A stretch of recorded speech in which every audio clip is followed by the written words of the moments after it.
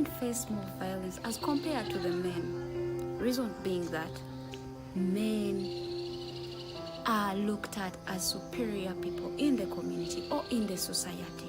There are very many different forms of violence against women and girls, but the most common one within the community I grew up and in the community I work in is physical violence. And I see that every day or every week or every month in my community, where you see a young girl being touched at her butt or being slapped or her hair being pulled. Number two, the other one that is a little bit silent but we watch it in news is sexual violence.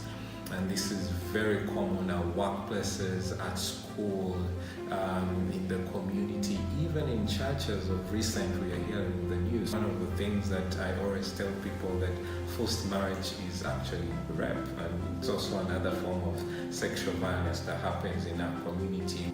The other form of violence is emotional violence, which most people don't even know that they go through it. And in emotional violence, we have insults, abuses, refusing to support the family. I don't know the right word to say, but technologically aided types of violence. We are seeing, sexual videos of people being exposed on social media, but also seeing people using social media to body shame women, bodies, parts and all of that, but also men's body parts as well. And I think that's also a new form of violence that we need to think about and how to actually strategize to combat it in our community. And we have economic violence. A woman who is employed, the man ends up owning her money or her salary that she earns. This question of violence against women, young girls and adolescents who are seeking services definitely, first of all, affects their access. They will be reluctant to go to these health facilities to seek services. And once that happens, whether it is prevention services, or care and treatment services, or psychosocial support services, then it increases their risk of either acquiring HIV infections or adhering to treatment. The laws that are not as progressive, that actually open doors for violence to be meted out to women and girls. We have these laws. We have the laws as Uganda. We have very beautiful laws, but they aren't implemented. And for Uganda, by and large, the policy environment is enabling. We have specific laws that address gender-based violence. We have laws that address HIV. But these laws, in a way, have not been implemented to the level and to the scale that we actually mention that women and girls are fully protected. And in some ways, the laws have been the areas in which communities have exploited the gaps and have ended up violating rights of women and girls. I also think policymakers can try to think about deterring measures that they can put in place. Maybe there could be very strict punishments to whoever the perpetrators are or the people that support even that kind of violence to happen in the community. I think the other thing that they can do is to put up measures that enable litigation, because we see many violence in our communities, but girls fear to come out and report because those that have reported, nothing has happened. Actually, worse or more issues have actually affected those that have reported.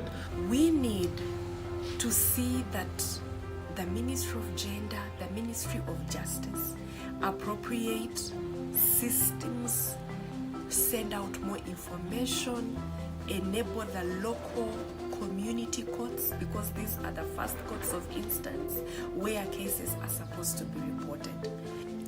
The law also punishes HIV transmission. The law also punishes attempts of HIV transmission, situations that cover exposure.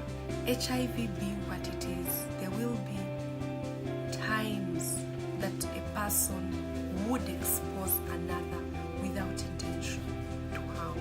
Yes, of course, we do not support HIV transmission. It shouldn't be any reckless person with intention to harm. We need to promote the utilization and access of sexual reproductive health services.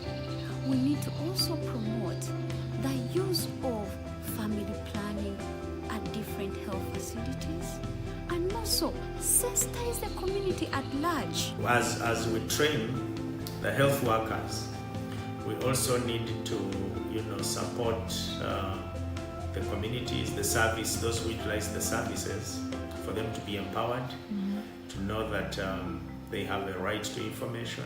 Once they visit the health facilities, they're supposed to be given information, related to their conditions, related to where they should seek services from, related to, the medication they have been provided with, and they should ask for this information.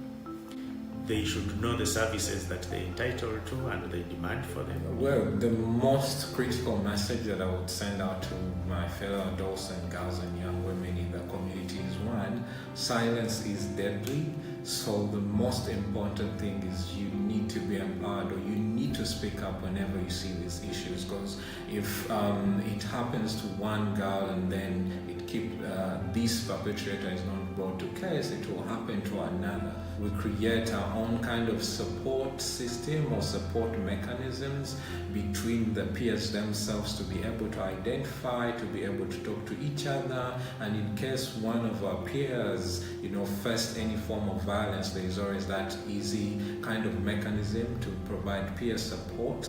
We need to involve and engage men in different sensitizations for them to understand the best way of overcoming this violence, the best way of taking care of their families, the best way of understanding what a woman wants.